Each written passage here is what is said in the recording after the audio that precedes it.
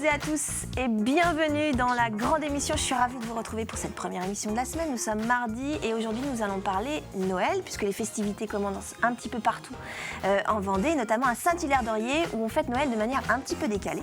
Pendant cette semaine, on va voir différentes manifestations et on s'est intéressé, j'ai été très intéressée par cette manifestation parce que vous verrez justement que Noël ne se fête pas de la même façon à Saint-Hilaire qu'ailleurs. On va en parler avec nos invités sur le plateau, mais d'abord j'accueille parce que ça fait un bail qu'on ne s'est pas vu, hein, les filles du mardi, Laure et Leslie. Ça va les filles? Oui, génial. Ouais, Leslie, on va parler jouets. Bah oui, forcément. Encore une chronique pour le Père Noël. Bah ouais. T'as intérêt d'écouter. Je suis bien obligée de lui le conseiller. Ouais. Donc on va parler de l'évolution du prix des jouets parce que l'UFC, la Fédération nationale, fait une enquête. Voilà. Fait une enquête sur l'évolution du prix des jouets. Donc là, en cette fin d'année, bizarrement, on se demande comme pourquoi. par hasard. Et on va parler aussi d'un achat de véhicule à un particulier. Qui s'est pas très bien passé. Ah oui, qui s'est pas très bien passé. Noël. Comme non, en même temps, ça se passe pas très bien quand si on fait appel à vous. Moi, j'ai pas les jolies histoires. Moi, j'ai pas le happy end. C'est Jérôme Aubineau qui a les jolies histoires. Laure, alors l'image de la construction de l'image de l'adolescent. Nous, on va parler shopping avec sa fille de 12 ans. Ah oui. Voilà. Difficile. On n'en dit pas plus. C'est du vécu. On verra ça tout à l'heure. Et puis nous recevons, alors ça faisait un bail qu'il n'était pas venu, moi je m'inquiétais, je commençais à m'inquiéter, c'est Christophe de la table à La Roche-sur-Yon. Ça va Christophe? Bonjour à tous, oui très bien. Ça va bien? Alors, donc super recette, presque une recette de Noël? On va s'attabler, oui, sur Noël, on commence, on va dire. Ouais. On est avec les langoustines. Ouais. Donc on va préparer une langoustine sautée à la vanille et magret de canard fumé. Ah, on n'entend pas Christophe? Ah, il y a un problème de son, c'est pour ça? Lui a coupé le micro. Bon, on viendra plus tard vous parler. On va régler ça. Mais je pense que c'est parce que vous savez un bail que vous n'êtes pas venu, donc on est fâchés. Je vous laisse travailler, Christophe. Alors, nous allons parler de Saint-Hilaire-d'Oriez et de la fête de Noël de Saint-Hilaire-d'Oriez qui aura lieu le 19 décembre prochain, de 17h à 22h, si j'ai bien travaillé mon interview. Et nous recevons sur ce plateau d'abord Valérie Vecchi. Bonjour, vous êtes première adjointe à Saint-Hilaire-d'Oriez, entre autres, et vous êtes responsable aussi de la communication, de la commission communication à Saint-Hilaire. À côté de vous, nous recevons Emmanuel Sindrail, qui est déjà venu sur le plateau. Bonjour. C'était pour la déferlante? Oui, vous êtes venu? déferlante. Voilà. Vous occupez de toute la culture sur Saint-Hilaire. Et puis à côté de vous, on a Trambert, Bertrand, mais votre surnom c'est Trambert, et vous êtes dans le bar à Môme, qui est une compagnie et qui se produira, et qui est en résidence à Saint-Hilaire et qui se produira pendant cette fête de Noël. On va en parler tout à l'heure parce que le bar à Môme, vous allez voir que c'est quand même un concept un peu particulier. Je me retourne vers vous, Valérie Vecchi. C'est la première année que vous mettez en place une manifestation comme ça pour Noël, spécifiquement pour Noël? Oui, c'était une vraie volonté, effectivement. On s'est essayé l'année dernière, on était un petit peu juste en termes de délai. Ouais. Donc, on avait initié cet esprit fête de Noël. Ouais. Mais là, je pense que cette année, on va être davantage quand même dans ce qu'on souhaitait vraiment offrir à la population. C'est-à-dire, on partait sur un concept à partager, un moment de convivialité et vivre effectivement l'événement de façon décalée. Ouais. On n'est pas forcément dans l'esprit traditionnel de Noël, et c'était vraiment pouvoir offrir à la population, aux familles, aux enfants, une petite fête sympathique. À la tombée de la nuit? À la tombée de la nuit, oui, on avait la volonté de faire ça à partir de 17h. Pour offrir, en fait, parce qu'il y a une thématique qui est donc jeu et lumière. Voilà.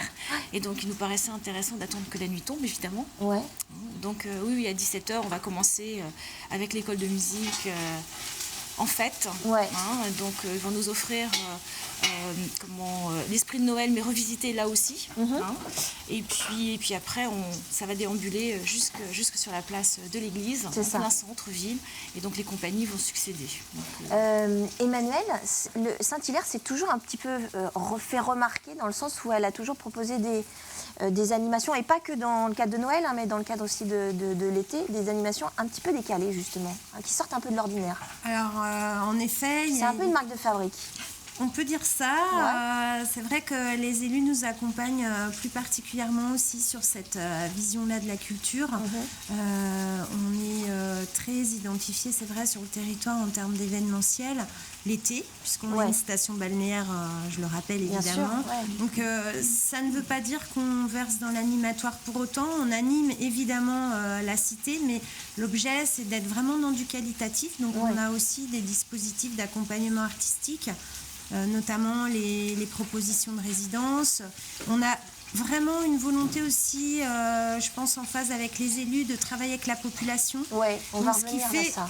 Tu parlais de marque de fabrique, c'est vraiment aussi notre marque de fabrique, c'est-à-dire qu'il y a une vraie adhésion de la population sur nos projets et même on les rend acteurs de nos projets. Donc c'est-à-dire qu'il y a même des spectacles qui sont participatifs où la population prend carrément sa place auprès des artistes, évidemment toujours professionnels.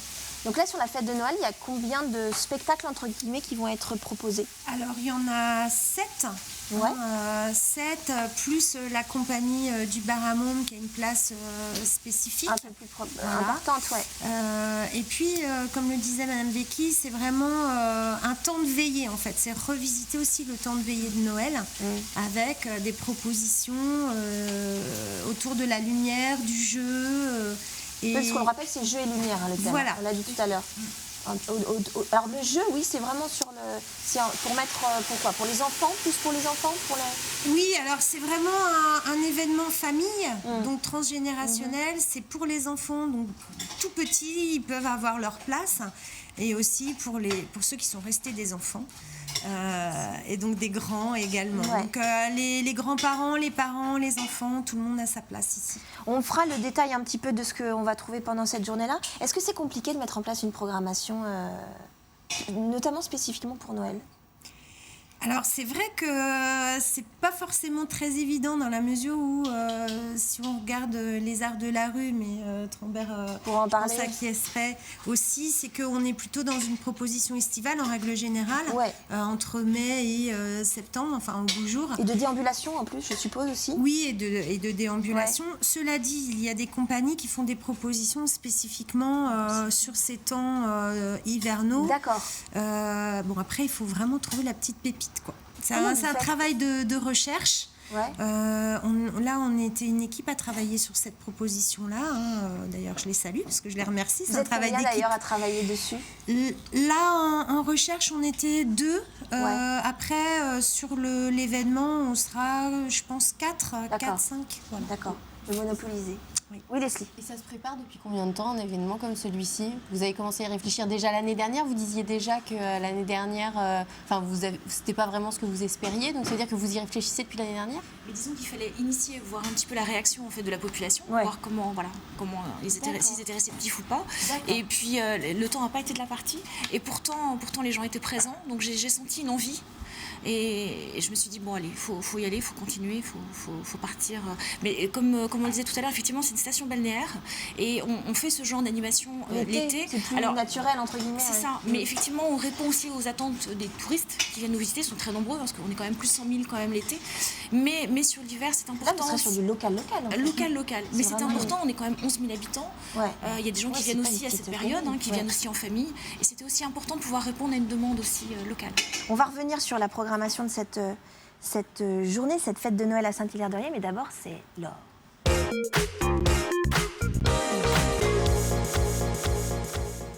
Laure, l'adolescent. Oui. Période ingrate. J'avais mis un sous-titre, c'est comment faire du shopping avec sa fille de 12 ans sans devenir chèvre. Et ça, c'est du vécu. Moi, j'adore. Ah oui, c'est Cette ça. chronique s'adresse à toutes les mamans qui ont une jeune adolescente. Adolescente surtout. Ouais, là, j'ai parlé des adolescentes. Il y aurait de quoi faire une chronique sur les adolescents aussi. Alors. Donc, c'est du vécu. Et puis, c'est aussi mon expérience professionnelle. Parce que je reçois de plus en plus de mamans avec leurs filles pour qui le samedi après-midi shopping se termine. On rentre à la maison, on n'a rien acheté. Tout le monde fait la tête, on claque la porte. Et voilà. Donc, pourquoi ce qui était si facile quand elles avaient 8 ans devient plus dur quand elles en ont 12? Pourquoi ça se transforme en psychodrame? Ça me fait rire. Donc d'abord, ça me fait rire. Maintenant, tu rigoleras moins dans quelques années. Parce que je vais rigoler moins dans 4-5 ans. Ouais. Bref. Donc d'abord, je voulais rappeler ce que c'est que l'image de soi. L'image de soi, c'est la représentation qu'on se fait de soi. Ça se construit pendant toute la vie et c'est selon plusieurs critères. Selon l'aspect physique, selon la réussite scolaire, les compétences athlétiques, la conformité comportementale, c'est-à-dire est-ce qu'on a le comportement qui correspond aux attentes de l'adulte, et la popularité. Cette image de soi, elle commence à se construire dès l'enfance et puis elle évolue toute la vie en fonction de facteurs internes et de facteurs externes à la personne. Au moment de l'adolescence, pour les filles, le critère le plus important dans la construction de l'image de soi, c'est l'apparence. D'accord. L'adolescence, c'est quoi? C'est 10-12 ans? Oh non, c'est pas 10 ans. Non, 12 ans. Ça commence à la puberté. Pré-ado. Mais l'adolescence, ça commence à la puberté. Donc, au début de l'adolescence, donc vers 12 ans, il y a une remise en question de l'image de soi qu'on s'est construit dans l'enfance. Pour plusieurs raisons. D'abord parce qu'il y a une évolution physique. Les jeunes adolescentes à cet âge-là commencent à avoir une forte poussée de croissance, à avoir la poitrine qui pousse, à avoir des poils qui apparaissent. Et donc, c'est difficile pour elles de passer de ce corps d'enfant qu'elle connaît par cœur à un corps d'ado qu'elle ne connaît pas bien, qu'elle ne maîtrise pas bien, qui peut être un peu ingrat et qu'elles n'assument pas du tout. Donc, quand on va faire du shopping, ça se traduit par... Au mieux, je ne veux pas sortir de la cabine d'essayage et je prends des vêtements qui ont 3 tailles au-dessus. Au pire, je ne veux pas essayer du tout. De toute façon, il n'y a rien qui me plaît. C'est facile. Ensuite, il y a une évolution émotionnelle. C'est le début des montagnes russes des émotions. Donc, ce qui est très déconcertant pour les parents, surtout quand on va faire du shopping, parce qu'on part de la maison, l'ado est complètement surexcité, on va faire du shopping, c'est génial. Et en cours de route, tout d'un coup, elle fait la tête. Elle a la honte intersidérale d'être avec sa mère et elle nous demande de rire sans montrer les dents. C'est pas d'à 12 ans, c'est déjà 8 ans. Voilà. C'est vrai, c'est difficile. Et puis, il y a une évolution cognitive, c'est-à-dire qu'à 12 ans, il y a un retour comme à 2 ans, c'est une nouvelle phase d'opposition, c'est-à-dire que c'est non, quoi qu'il arrive. Et donc, quand on fait du shopping, ça se traduit par tout ce qu'on propose, c'est non. Ça va être sympa les achats de Noël. Avant. Voilà. Et puis l'adolescence, en plus, on est particulièrement sensible aux influences extérieures et aux images que communiquent les médias, et notamment sur les lolitas qu'elle voit dans les magazines et auxquelles elle s'identifie énormément. Ils sont très et là, sexués. c'est un vrai problème. Voilà. Ils sont très sexués. Donc on verra tout à l'heure, parce que tout ça c'est bien gentil, mais on verra tout à l'heure concrètement qu'est-ce qu'on fait avec nos ados. C'est incroyable parce que c'est pile poil votre temps. C'est au cordeau, à la seconde près. C'est un truc de malade. C'est ça.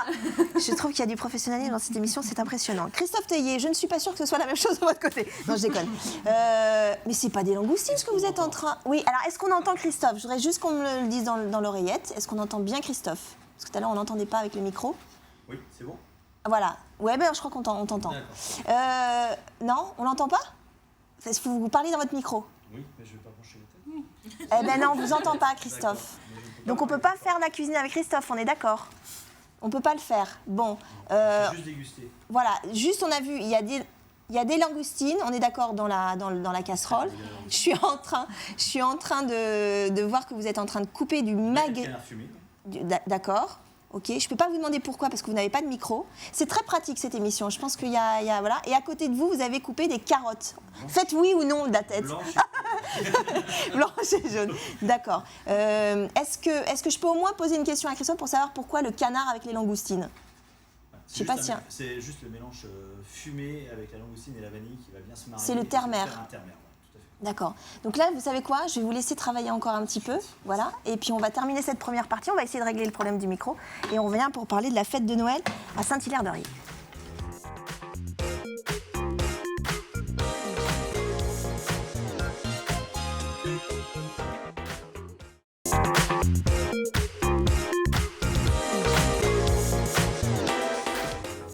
De retour dans la deuxième partie de cette grande émission consacrée à la fête de Noël de Saint-Hilaire-de-Riez avec nos invités en plateau, Valérie Vecchi, première adjointe de la mairie de Saint-Hilaire, Emmanuel Sindra qui s'occupe des affaires culturelles et puis Trambert de la compagnie Le Bar à Môme. On va voir un petit extrait d'ailleurs, vous allez voir c'est très drôle, d'un petit truc qu'ils ont fait sur... Truc, c'est pas beau, hein, mais sur les Champs-Élysées, ça nous a fait beaucoup rire, c'est pour ça qu'on le verra tout à l'heure. Et le Bar à Môme est en résidence à Saint-Hilaire-de-Riez et sera en prestation le 19 justement, puisque je l'ai pas dit, c'est le 19 décembre de 17h à 22h. Christophe, on fait vite un point parce que votre micro apparemment marche, mais très peu de temps.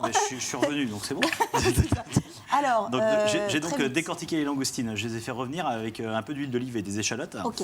Voilà, j'ai mis une gousse de vanille dedans et j'ai rajouté de la crème par-dessus. Je vais me faire cuire à peu près 10 minutes. Je laisse infuser en fait. D'accord. Voilà. Donc après à côté, j'ai préparé donc, des carottes blanches et des carottes jaunes. Juste taillées en lamelles, faire un genre de tagliatelle, un petit peu de brocoli pour donner un peu de verdure. Ouais. Et les langoustines décortiquées qu'on va juste faire poêler au dernier moment et déglacer à la vanille liquide et à la crème. Alors la vanille liquide, ça s'achète dans le commerce? Ça s'achète dans le commerce sans souci. Ouais. D'accord. Pourquoi? C'est de l'extrait de vanille. En fait. Voilà. Juste, vous pouvez nous dire le prix de la langoustine? Là, aujourd'hui, moi, je les ai eu à 17 € aujourd'hui le kilo. Ce qui est très cher. En 16 ans. Voilà. D'accord. Oui, bien sûr. Oui. C'est-à-dire que les prix, là, pour la fin de l'année... On est en train de flamber vraiment beaucoup, que ce soit sur la langoustine, la Saint-Jacques, même le poisson, aujourd'hui, devient... C'est plus cher cette année que l'année dernière, par exemple? Plus cher pour l'instant, c'est plus cher. Oui. Donc vous l'avez eu à quoi? 17 € hors taxe? Hors taxe. Vous êtes cuistot, professionnel, etc. Donc nous, on va la retrouver à combien dans le... 24, à peu près. Ah ouais, quand même. 24, d'accord. Il va falloir les déguster. Hein. Exactement. Et là, il y a des calibres, c'est ça hein? Tout à fait, on a 3 calibres, enfin 3 ou 4 calibres. On a la 10-15, la 16-20 et la 20-30. Donc là, on est sur la 16-20. On est sur un calibre moyen en fait de langoustine. La 10-15, on va être sur une grosse langoustine. Et la 20-30, plus on monte en chiffres, plus en fait les langoustines sont petites. Oui, c'est ça. Voilà. Mais c'est pas un peu le même système que les huîtres? Oui, tout à fait. C'est ça. 1, 2, 3, c'est pareil. C'est exactement la même chose. D'accord. Là, c'est un plat, c'est une entrée, c'est plutôt un plat de résistance? C'est plutôt une entrée. C'est plutôt une entrée. D'accord. Ça sent bon. On a bien fait de retrouver votre micro. C'est gentil, merci. Merci Christophe. On va revenir sur la fête de Noël de Saint-Hilaire-d'Orier. Juste avant de parler du bar à môme avec Trambert, je voulais juste vous montrer ça.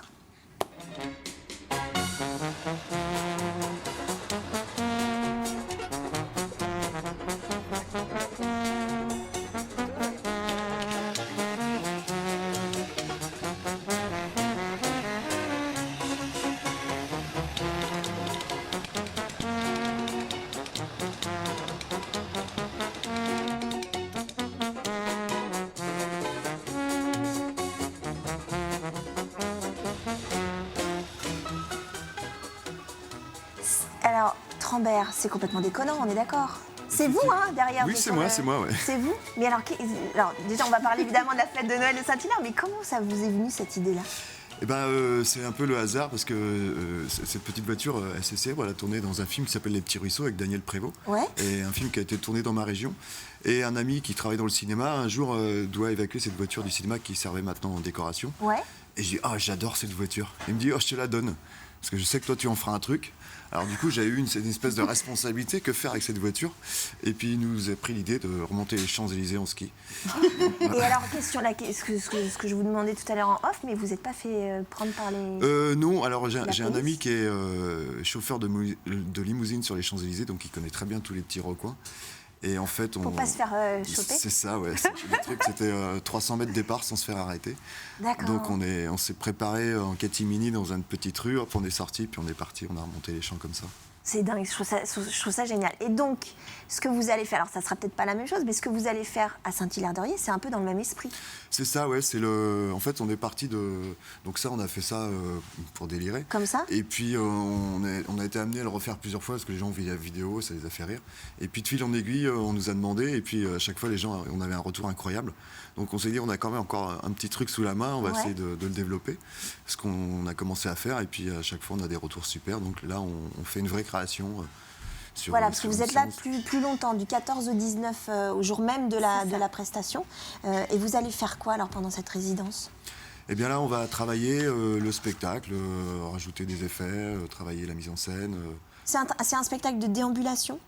Non, ça sera un spectacle en fixe. En fixe, sur la place de l'église, c'est ça? Alors, pour le bar à môme, on aura ce qu'on appelle les sorties de chantier après une résidence. Ouais. Donc la veille, pour mettre déjà en appétit sur la fête de Noël. Donc le vendredi 18 à 18h30, là, il nous fallait de la place. Donc c'est place François Mitterrand, donc derrière la mairie. D'accord.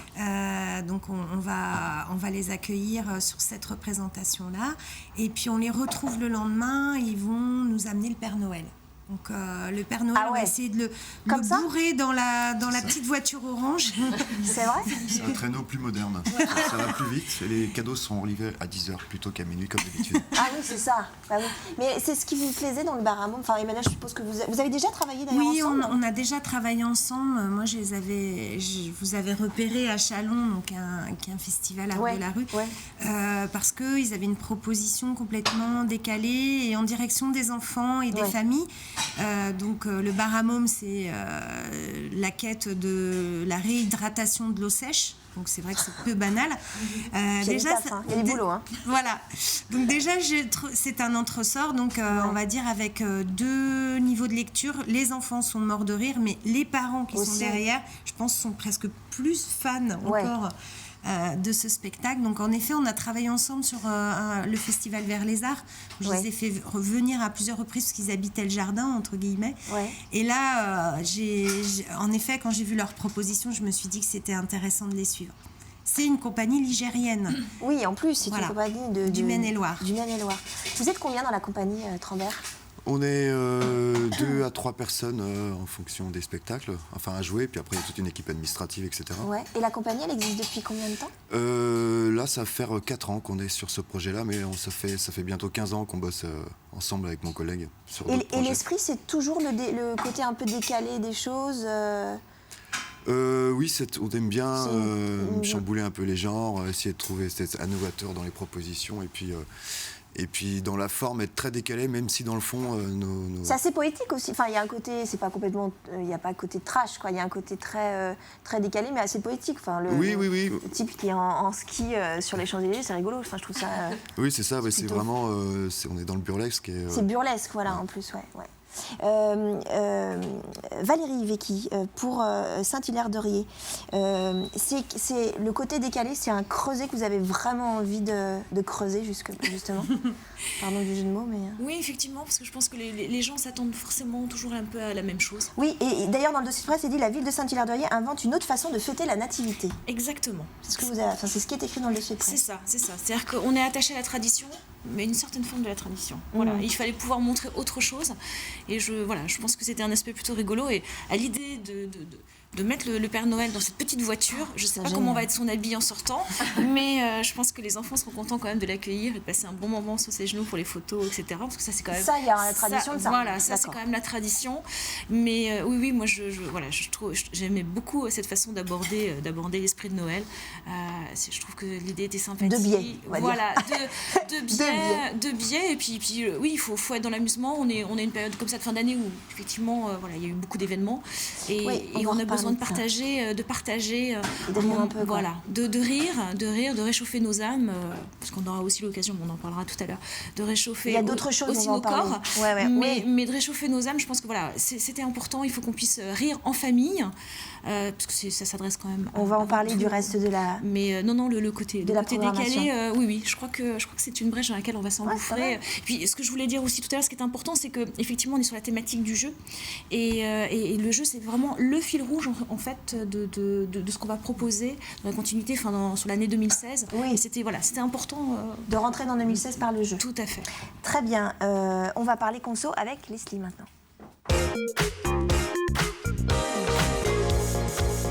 Et justement, on parle de jeux. C'est incroyable. C'est incroyable cette transition. On va parler des jouets, l'évolution du prix des jouets.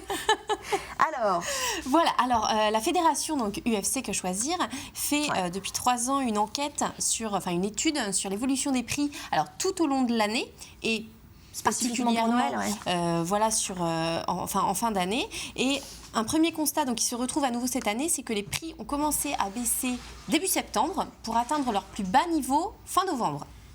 Donc il fallait acheter les jouets fin novembre. C'est ça, vous avez tout compris. Là, je le dis un peu trop tard. Mince, on est le... Non. On voit une grosse remontée des prix à partir du 10-15 décembre. Ah, c'est pas encore le cas, Tout simplement, mais tout simplement parce que... alors, l'année dernière, il me semble que c'était le 10, mais tout simplement parce que c'est la fin des catalogues jeux. Ah oui, d'accord. Donc là, par exemple, je regardais les supermarchés, ça s'arrête au 12. D'accord. Vous êtes encore dedans. Ah oui, on est encore dedans. Voilà. C'est pas maintenant, il y a des absents.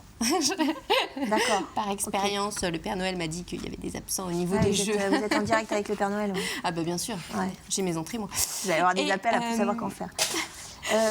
Du coup, forcément, les magasins sont engagés sur les prix des jeux jusqu'à la fin de leur catalogue. Mais par contre, dès que la date du catalogue est terminée, ils peuvent remonter leur prix comme ils veulent. C'est pour ça que c'est comme ça que s'explique la montée des prix. Donc, on va voir si cette année, ce sera la même tendance. UFC continue à faire ses relevés. Donc, on va regarder ça. On en saura plus mi-décembre. D'accord. Conclusion, attendre la dernière minute pour faire les achats de Noël, Père Noël, c'est pas le bon plan. Donc, il faut le faire. Ne regardez pas parce maintenant. Il faut le faire maintenant, d'accord.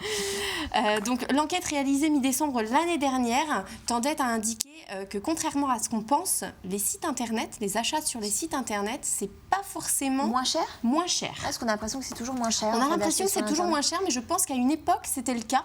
Maintenant, la tendance de l'année dernière, je rappelle bien que c'est l'année dernière, parce que forcément l'étude de prix allait de la fin du catalogue jusqu'à la fin de l'année, enfin jusqu'à la période de Noël. Et effectivement, on s'apercevait que les sites internet n'étaient pas forcément les plus intéressants et les magasins de jouets ne sont pas forcément les plus chers. D'accord. Donc là, je vais donner quelques exemples. Alors je rappelle qu'on est bien sur les prix de décembre 2014. Parce qu'on n'a pas encore les prix. On avait par exemple l'Aérobal Elephant de Playskool qui était moins cher sur Amazon. Donc là, pour le coup, c'était le site internet qui était moins cher et qui était beaucoup plus cher parce qu'il y avait quand même une différence de 5 € entre Toys R Us, King Jouets et Amazon. D'accord. Okay. Il y avait aussi le porteur Bubble Go de Smoby. Le porteur Bubble Go, c'est quoi? On pousse les enfants, on les assoit dedans, puis on pousse, qui était très cher sur Cdiscount puisqu'il était à 104 €, alors qu'à Jouet Club, il était à 81 €.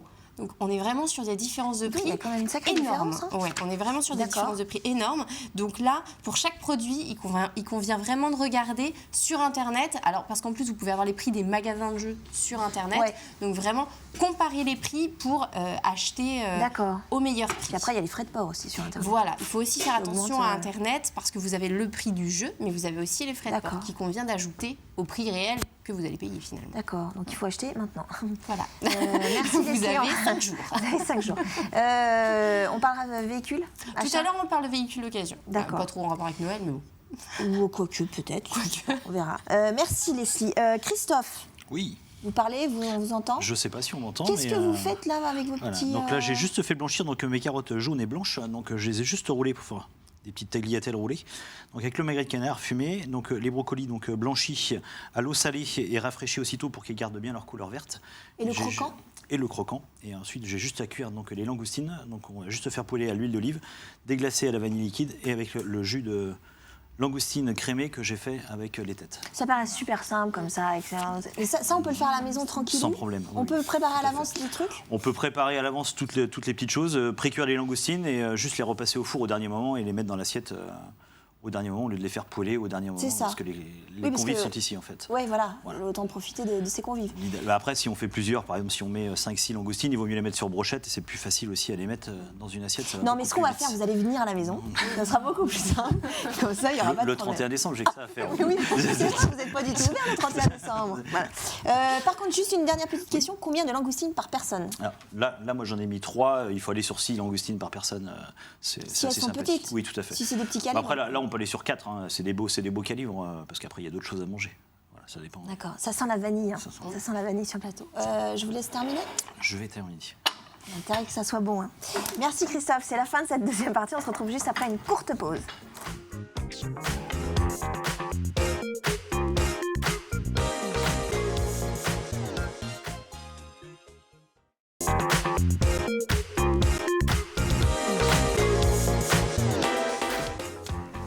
Troisième et dernière partie de cette grande émission consacrée à la fête de Noël à Saint-Hilaire-de-Riez qui aura lieu le 19 décembre prochain de 17h à 22h. C'est gratuit, on ne l'a pas dit, mais c'est gratuit et tout public. On a dit que c'était tout public, mais c'est gratuit, donc vous pouvez y aller quand vous voulez. On va parler, alors on a parlé évidemment du bar à môme et de la résidence du bar à môme avec Trambert. Il y a vraiment autre chose, Emmanuel, il y a plein de choses très décalées aussi sur cette journée-là. Moi, je voulais qu'on parle des ballons pirates. Vous pouvez nous en parler? Oui, bien sûr. C'est très, très joli. Donc, les ballons pirates, c'est une compagnie qui monte en fait des ateliers. On va travailler avec les écoles de la ville de Saint-Hilaire-de-Riez. D'où le travail avec les écoles, les associations, habitants, etc. Voilà. Ouais. Et donc, les enfants vont fabriquer ces lanternes qui s'envolent. On le voit là sur la photo. Donc, il y a tout un travail toute la semaine avec les écoles et ces artistes. D'accord. Et puis, on va dire, le point d'orgue de la fête, c'est l'envolée de ces ballons. Ce qu'on appelle les ballons pirates. Et pendant toute la fête aussi, les habitants pourront décorer ces ballons qui auront été fabriqués par les enfants. Vous savez combien de ballons il y aura? Tout dépend du nombre d'enfants participants. Là, pour l'instant, je pense qu'on aura peut-être une 50aine de ballons. Ah oui, et c'est à partir de 21h30, le lâcher de ballon se fera à ce moment-là, au moment où on arrivera à la fin de la fête. Alors moi, j'ai une question extrêmement pratique. niveau écologie? Enfin, on fait, vous avez posé la question ou pas? Oui, on nous a déjà posé cette question-là. Donc, tout est biodégradable. C'est une question qui a été étudiée, en effet, forcément par d'abord la compagnie. Comme 21, ce serait dommage. Voilà, on leur a posé la question. Donc, il n'y a ni danger. Alors, évidemment, pour l'envoler, c'est un peu plus technique, on va dire. Mais tout a été étudié pour que ce soit biodégradable. Pas de souci. Voilà. D'accord. Et alors, il y a alors, on est très très loin, vous allez voir, à Saint-Hilaire, on est très loin de Tino Rossi. Voilà, on met en place un DJ, c'est ça? Un DJ moufle. Voilà, DJ moufle. C'est l'hiver. Donc, c'est le principe de Daft Punk, en fait. Ouais. Vous ne saurez pas qui est DJ Moufle parce qu'on s'est vraiment attaché à masquer son identité comme il le voulait, parce que c'est une star internationale. Donc ça, je vous le dévoile qu'aujourd'hui. Voilà. Donc spécialement pour TV Vendée. Donc DJ Moufle recherche d'ailleurs des mouflettes. Il m'a dit de vous faire passer le mot. Alors les mouflettes, c'est quoi? C'est des jeunes femmes qui danseraient derrière lui, parce qu'il faut qu'il garde la vedette quand même. D'accord. Donc on lui aménage une sorte de bureau qui devient une mini boîte de nuit. Voilà, donc ça c'est sur la place de l'église toujours. Et puis il va proposer des chants de Noël, remixés, complètement décalés. Alors c'est quand même des chants de Noël, on est d'accord? Alors des chants, je sais pas si ça va être des chants finalement, ça va être tellement remixé. Pas trop ce qu'il va faire, en fait. Oui, c'est un peu une carte blanche, j'avoue, je lui fais confiance. Voilà, donc c'est surtout ce principe de ne pas savoir qui c'est. Il arrivera masqué, habillé, donc pour être dans la tendance du Baramon. Ouais, c'est ça. Aussi des combinaisons de ski années 70. Enfin, il va être très looké. Et puis surtout, il va nous proposer des sets particuliers. D'accord. Vous connaissez le DJ Moufle? Non, je ne connaissais pas encore. Est-ce qu'il y a des compagnies qui sont présentes d'ailleurs pendant cette journée-là ou que vous connaissiez, ou vous avez déjà travaillé avec certaines? Oui, les DD, c'est Démons et Merveilles, c'est un groupe angevin, donc je les connais un peu. Joli pour les petits. Et puis Arcoiris, oui, c'est des gens de la région angevine. Qui ont des chapeaux lumineux aussi, un peu comme les ballons pirates. D'accord. Vous travaillez d'ailleurs, Tremère, avec d'autres compagnies? Enfin, vous avez l'habitude de travailler ou... Est-ce que vous vous rencontrez entre compagnies? Oui, c'est vrai que les festivals de rue, c'est un gros avantage pour ça, parce que souvent il y a beaucoup de programmation. Et du coup, on a l'occasion de rencontrer beaucoup de gens. Et nous, on aime particulièrement ça, donc on essaie de créer des liens, des réseaux. Et c'est très important. Dans le spectacle de rue, il y a une vraie solidarité, une entente. On se prête des choses, on se file des plans. C'est un peu de bric et de broc. Puis il y a une vraie solidarité une communauté. Qu'on ne trouve pas dans les mêmes, ayant travaillé dans d'autres réseaux artistiques qui sont beaucoup plus fermés en fait. D'accord. Donc la rue, c'est vraiment très, très convivial et... C'est une famille. Ouais, c'est une famille. Ouais. On va revenir justement sur la fête du 19 décembre à Saint-Hilaire, mais d'abord on va revenir sur le look. Le look. Oui, donc, tout à l'heure, je vous disais, je vous expliquais ce qui se passe chez nos filles de 12 ans pour expliquer un peu leur changement de comportement. Ouais. Bon, ok, mais une fois on sait ça, qu'est-ce qu'on fait avec elles? Qu'est-ce qui est normal? Qu'est-ce qu'on doit respecter? Quand est-ce qu'il faut poser des limites? Donc quand même, avoir conscience des transformations qui s'opèrent chez eux, tant dans leur tête que dans leur corps, ça permet de comprendre qu'ils ne voient plus le monde de la même manière, qu'ils ne voient plus leur image de la même manière, qu'ils ne voient plus leurs relations de la même manière. Et on n'a pas tellement d'autres solutions que de l'accepter et de le respecter. D'accord. Et d'avoir conscience qu'ils ne le font pas exprès. C'est pas pour nous embêter, c'est pas parce qu'ils nous aiment pas. Ils sont mal dans leur peau. Ils le subissent plus que nous, presque. Donc voilà, ça c'est déjà une chose importante. Ensuite, il faut accepter que nos filles n'aient pas forcément le même style que nous. Je vous avais déjà parlé, vous vous en souvenez sûrement, des styles qu'on peut avoir et qui correspondent à nos personnalités. Donc voilà, une maman très classique peut avoir une fille très créative, ou une maman très romantique peut avoir une fille très rock'n'roll. Oui, c'est ça, rock'n'roll, gothique. Voilà, c'est comme ça et il faut aussi le respecter. Ce qui explique que quand on va dans les boutiques, parfois on se dit mais c'est pas possible, mais pourquoi est-ce qu'elle aime ce genre de vêtements? D'où ça lui sort? Voilà. Bon, ça c'est les lois de la génétique, elle ne tient pas forcément mieux. En revanche, notre rôle de maman, c'est de les avertir de ce que renvoie leur image. Leur expliquer ce que c'est qu'une bonne image, qui soit juste par rapport à leur personnalité, qui soit crédible par rapport à leur âge, qui soit stratégique pour qu'elles renvoient une bonne image d'elles-mêmes, qu'elles fassent une bonne impression, et puis qui soit confortable pour aller au collège. Leur expliquer qu'on déclenche des émotions avec notre notre image, des émotions qu'elles ne vont pas forcément contrôler. Et qu'une jeune fille de 12 ans qui se maquille, qui porte des talons... et des strings. Non, mais c'est vrai, ça renvoie une image qui est forcément connotée sexuellement et qu'elles ne vont absolument pas assumer derrière. Et être autonome, c'est être responsable de ce qu'on fait et de ce que ça implique. Donc ça, c'est vraiment nous, notre rôle d'adulte, de les mettre en garde là-dessus. Et là, donc, il faut savoir poser des limites et pas céder. Moi, c'est vrai que j'ai entendu plein de fois des mamans qui disaient « Oh bah oui, mais elle porte des talons, elle met du vernis rouge, elle se maquille, mais elle en avait tellement envie, sinon elle fait la tête, et puis les copines le font toutes. » Mais elle en avait tellement envie, ben c'est pas grave, elle est frustrée, et puis voilà, elle va s'en remettre. Elle fait la tête, c'est pas grave, elle est pas contente. Ça veut pas dire qu'elle nous aime pas, ça veut pas dire qu'elle est malheureuse, ça veut juste dire qu'elle fait la tête. Bah tant pis. Et puis toutes les copines le font. Chouf, c'est rien du tout. Chouf, Ainé, regarde mon œil. Ah oui, c'est vrai. Non, vous êtes hyper branchouille. Je suis pas branche, je vous expliquerai ma vie. Et puis donc toutes les copines le font. D'une part, c'est pas vrai. D'autre part, même si c'était vrai, c'est à nous de leur apprendre à pas suivre le groupe. C'est pas parce que toutes les copines le font qu'elles peuvent le faire. Donc voilà, la difficulté pour nous, c'est de respecter le changement qui s'opère en eux, en elles, et puis d'accepter que notre enfant ne nous ressemble pas forcément et nous échappe même. Et en même temps, il faut savoir mettre les limites. Mais depuis qu'ils sont nés, il faut savoir mettre les limites. Ce n'est qu'une continuité. Voilà, parce que notre rôle, c'est de protéger leur image et leur personne. Et je rappelle que l'enfant, c'est l'école de la frustration aussi.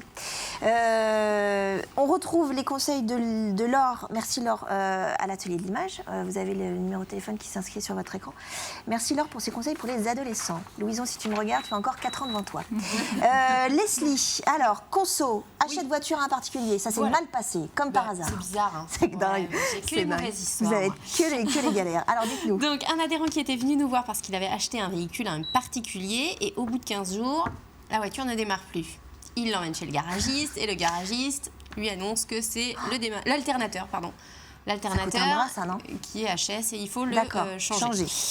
L'adhérent vient me voir en me soutenant mordicus que vu que le problème était apparu dans les 3 premiers mois, il était sous garantie. Sous garantie ? Eh bien non, c'est pas ce qui s'est passé. Et là, je lui dis, mais pourquoi ? Mais pourquoi selon quelles règles ? Non. D'accord. Donc, non, il y a une vérité, enfin une idée, je l'entends régulièrement. Cette histoire de 3 mois, là ? Ouais, je l'entends très régulièrement. Des gens qui nous appellent en disant, mais oui, mais c'est apparu dans les 3 premiers mois, donc c'est bon, c'est sous garantie. Pourquoi ? Non, ça n'est pas un professionnel. Donc non, la garantie de 3 mois, quand on achète un véhicule à un particulier, c'est faux, ça n'existe pas. Il n'y a pas de garantie. Il n'y a pas de garantie. D'accord. Le seul recours que vous avez dans l'achat d'un véhicule à un particulier, et dans tout achat à un particulier, c'est la garantie des vices cachés. La garantie des vices cachés qui vous permet d'obtenir l'annulation de la vente. Encore faut-il que ce soit un vice qui soit caché. Donc voilà, c'est à vous de prouver que c'est un vice. Dans ce cas-là, on fait quoi ? On fait intervenir l'expert. Voilà, c'est ça. La seule façon de prouver un vice caché, c'est de faire intervenir un expert automobile. Donc au début, on essaye forcément d'essayer de trouver un arrangement à l'amiable avec le vendeur de la voiture. Mais si jamais vous n'arrivez pas à obtenir d'accord avec le vendeur à l'amiable, dans ces cas-là, il faut partir sur une procédure. Et là, il vous faut une expertise automobile, effectivement. Attention, si le problème rencontré est un problème d'usure normale. C'est-à-dire que là, le véhicule avait forcément un certain nombre d'années. Si on est dans le cadre d'une usure normale, ce sera toujours à la charge de l'acheteur. Vous achetez un véhicule d'occasion, pas comme le véhicule du Baramo. C'est ça. La voiture du Baramo. La mini comtesse. Je pense qu'elle a quelques kilomètres. Des années que j'ai pas entendu parler de ce mot, mais c'est vrai, c'est une mini comtesse. Donc voilà, forcément, vous achetez un véhicule d'un certain nombre d'années, vous assumez les conséquences d'acheter un véhicule de cet âge-là. Donc si c'est un problème de d'usure normale et de vétusté, ce sera jamais à la charge du vendeur. Tout ce qui est problème, par exemple, de bougies ou de pneus, ça sera toujours à la charge de l'acheteur et jamais à la charge du vendeur. Si l'achat avait été réalisé auprès d'un professionnel, je vous rappelle quand même que vous avez, en plus de la garantie légale des vices cachés, la garantie de conformité. Si le défaut apparaît dans les 6 premiers mois, mais on est bien face à un professionnel, ça va changer au mois de mars, je vous avais parlé de ça. La garantie, si le défaut apparaît dans les 6 mois, mais au mois de mars, ce sera si ça apparaît dans les 2 premières années. Et éventuellement, une garantie contractuelle face à un professionnel. Donc, si c'est noté dans votre facture, garantie 3 mois, moteur, boîte pont. Voilà, là, vous avez des garanties en plus. Attention aussi aux vices apparents. Quand vous achetez un véhicule, que ce soit un particulier, un professionnel, je préfère le dire, quand c'est quelque chose qui est évident, même si c'est un professionnel, si vous avez une grosse rayure sur la portière, on est face à un vice apparent dont vous avez pu vous rendre compte, ce ne sera jamais pris en charge par le vendeur. Mon conseil, rouler en trottinette. Voilà, je n'aurai pas de problème. Mais il peut y avoir des vices aussi. Non, c'est bon. Alors, juste pour retrouver les conseils de Leslie, vous pouvez l'appeler aussi directement à UFC Que Choisir. Le numéro s'inscrit sur l'écran. Merci, Leslie, de vos conseils. On va tranquillement terminer cette émission sur la fête de Noël à Saint-Hilaire-de-Riez. Christophe est en train de dresser les assiettes. Ça sent hyper bon. Ça sent hyper bon sur le plateau. Valérie Vecchi, est-ce que vous avez pensé, suite aux attentats du 13 novembre et à toutes les infos qui ont circulé, notamment que la préfecture a mis en place, notamment sur les rassemblements, est-ce que vous avez pensé annuler la fête de Noël ? Parce que la question s'est posée. La question s'est posée. Effectivement, j'ai imaginé que ça pouvait être annulé. Mais je ne vous cache pas que je n'ai fait que l'imaginer, parce que je souhaitais vraiment qu'elle ait lieu. Ouais. J'allais dire, heureusement pour nous, on est à Saint-Hilaire. Et les choses se passent un peu loin de nous quand même. Et donc, je pense que ça serait vraiment dommage que ce soit annulé. Mais écoutez, vraisemblablement, les choses vont pouvoir se faire... sans aucun problème. Sans aucun problème. Est-ce qu'il y aura un peu plus de sécurité, par exemple ? Est-ce que vous allez mettre... Alors effectivement, j'ai eu une réunion sécurité pas plus tard qu'hier. Et je me suis renseignée auprès de la gendarmerie, auquel j'ai confié effectivement mes craintes, mes doutes. Et ils m'ont dit qu'il n'y avait effectivement pas de problème et qu'ils seraient présents sur site pour montrer qu'effectivement ils sont là et pour sécuriser les gens qui seraient présents. Je me retourne vers Trambert et Emmanuel. Dans le contexte un petit peu anxiogène suite aux attentats du 13 novembre, est-ce que c'est facile d'être une compagnie culturelle comme ça, une compagnie comme le Bar à Môme ? Est-ce qu'on se pose des questions ? Est-ce qu'on se dit est-ce que des choses vont être annulées ? Est-ce que c'est quand même une ambiance particulière ? Oui, alors c'est vrai que pour nous, on joue essentiellement l'été, donc pour l'instant, c'est pas quelque chose qui nous touche. Mais c'est vrai que j'ai une copine qui faisait une sortie d'album à Paris le week-end des attentats. Du 13 novembre, enfin du 14-15, toute la tournée a été annulée, etc. Voilà, donc c'est vrai que ça peut rendre les choses très compliquées, oui. Ouais. Emmanuel ? Oui, c'est plus sur les grands rassemblements où nous, l'été, on a vraiment beaucoup de monde. On a un spectacle pyro qui peut atteindre des jauges à 70 000 personnes. Ouais. Donc là, moi, je me pose vraiment... Enfin, on a un dispositif de sécurité qui est vraiment de pointe, on va dire. Mais moi, ce sont des questions que je me suis posées au regard des jauges qu'on accueille à Saint-Hilaire, qui sont quand même très conséquentes.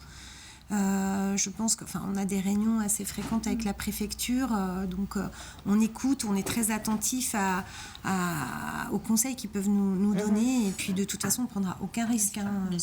Là on se retourne vers les élus, mais je pense qu'on est en phase, que ce soit les élus ou les techniciens, pour sécuriser au maximum la population. D'accord. Sur l'été, vous êtes déjà en travail sur la programmation ? Oui, on est déjà au travail, mais on est au travail 1 an et demi à l'avance, 1 an. Ouais. Donc, oui, vous avez déjà travaillé l'année dernière, depuis l'année dernière en fait. Donc l'été dernier, on travaille pour l'été d'après, en règle générale, voire même avant. Bien sûr, on est déjà en train de travailler nos copies, et puis de toute façon, tu vas nous inviter à nouveau pour qu'on te présente ça. Oui, bien sûr. Il va falloir que la programmation soit au top, je vous le dis tout de suite. Mais tu en doutes Non, pas du tout. Non, mais je sais que c'est toujours très travaillé, très peaufiné, etc. Voilà. Et pas qu'à Saint-Hilaire d'ailleurs, dans notre commune, vous êtes déjà en train de travailler dessus. Oui, on est, comme tu le sais, la déferlante aussi. Oui, c'est bien 10 sûr. villes, donc on a intérêt c'est pas que Saint-Hilaire, à travailler tous ensemble sur une copie qui permet aussi aux compagnies d'avoir des tournées et de pouvoir travailler sur le littoral, quoi. Très bien. Je vais vous inviter à goûter le plat. Vous avez des couverts devant vous normalement qui ont été planqués sous la table pour pas les monter, qu'on les monte tout de suite. Alors Christophe, Théier, la table à La Roche-sur-Yon, on rappelle ce que c'est. Langoustine rôtie à la vanille. Ouais. Accompagnée de magret de canard fumé. D'accord. Carottes jaunes et carottes blanches et petits brocolis croquants. D'accord. Donc on mange un petit peu de tout. On est d'accord. En décoration, on a mis une petite fleur de pensée qui est dégustable. C'est vrai, on peut la manger ? Bien sûr. Que vous pouvez manger. C'est très très bon. Oh ouais. Vous n'avez pas le micro, mais c'est bon. C'est super bon. C'est pour ça que c'est bon. Non, mais c'est incroyable parce que la vanille enrobe. En fait, c'est très très doux en fait. Enfin, je ne sais pas ce que vous en pensez. Tout à fait. Laure, elle ne dit plus rien. Elle a toujours son micro, mais elle ne dit plus rien. Non, mais il n'y a rien de sucré. Voilà, il n'y a rien de sucré. C'est vraiment la subtilité de la vanille qui vient se mettre avec la langoustine et le magret canaille. Très bien. Je rappelle que Christophe Théier c'est la table en un seul mot, c'est à La Roche-sur-Yon. C'est pas très loin de Ouest-France d'ailleurs. Tout à fait. Confrère de Ouest-France. Et l'UFC Que Choisir. Et l'UFC Que Choisir. Je vous conseille d'ailleurs de réserver parce que la table est souvent complète puisque ça a beaucoup de succès parce que Christophe est un bon cuistot. Malgré tout. Sans micro. Mais... Sans micro, mais il cuisine très très bien. Non, je vous conseille de réserver. Je crois que c'est complet pour les fêtes de Noël. Hein.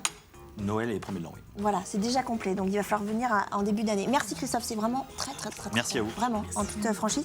Merci beaucoup, bon courage, bon vent pour le 19, bon vent pour le bar à môme, bon vent pour Saint-Hilaire, bon vent les filles aussi. Je sais pas pourquoi je dis ça, ça a un côté Georges Pardot. Je vous embrasse, on se dit à la semaine prochaine les filles, et nous on se dit à demain. Merci.